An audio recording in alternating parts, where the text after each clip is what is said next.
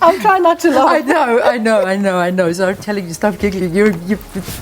We're back on air. Good morning, everybody.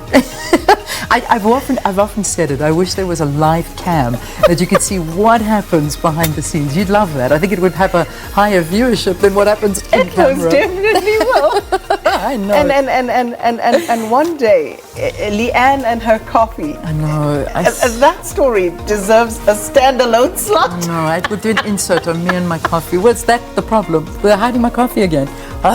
Okay, never mind. Let's get into trending topics, and please omit my coffee trend this morning. So here we go. And this is the first one. We told you, Tuli Madonsela. And this is also our question of the day. Sakina, do you want to take it? Well, I think I'd love to hear from our viewers this morning what your views are, without us necessarily influencing what your thoughts are on this, because the former public protector coming out and suggesting an amnesty for those who are implicated in corruption.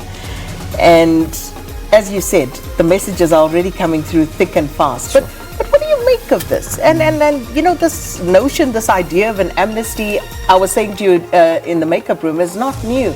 I remember when I was still at Metro FM, back then, I think this was around 2007, 2008, there was a young man who wrote and he said, at that stage already, because of what was happening with the arms deal, he said, you know what, we need to have an amnesty so that people can come clean, so that we can have a clean slate. But as you know, the things that have happened since the arms deal. It just is not. You wonder if this is viable. I mean, just to give you a little bit more meat to it, if you haven't in fact read some of the comments she was making. So basically she was speaking at the Nelson Mandela Bay Leadership Summit last week, and what she was saying was that we might want to consider amnesty. I know people don't like it when I say that. It's the second time I say we might need a truth and reconciliation kind of thing around corruption. Her reasoning is it's just so systematic that if people can self-disclose without huge consequences, it will allow us to clean the system.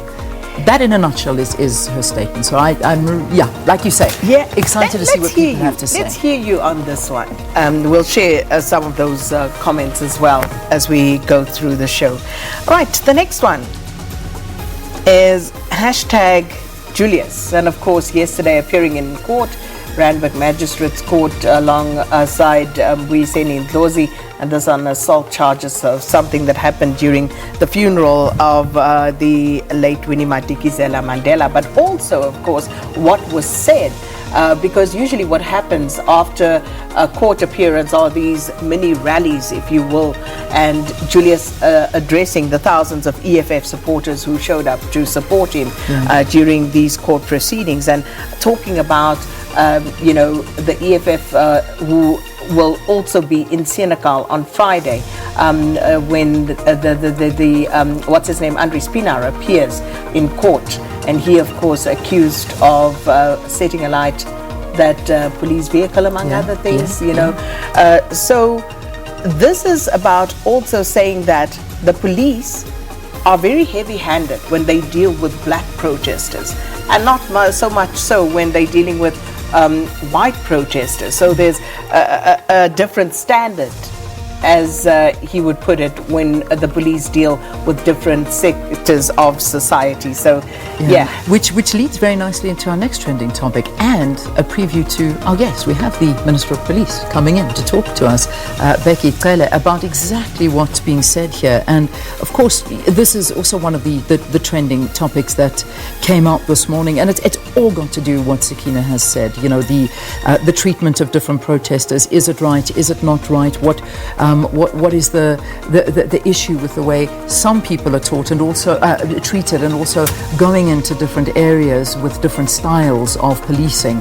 What do we make of that? And this is where we're going to pose these questions to the Minister, Becky Cele. He's already on the line, so we really are looking forward to that conversation. I know, Sakina, you're going to be taking that Indeed, and apparently there's a petition now to actually force the Minister to deal with these matters of the discrepancy in which police handle or the way in which they deal with black protesters and white protesters. All right. Well, looking so forward to this conversation, and no doubt you are as well. Don't go anywhere. That's all happening after the break. Stay tuned to Morning Live.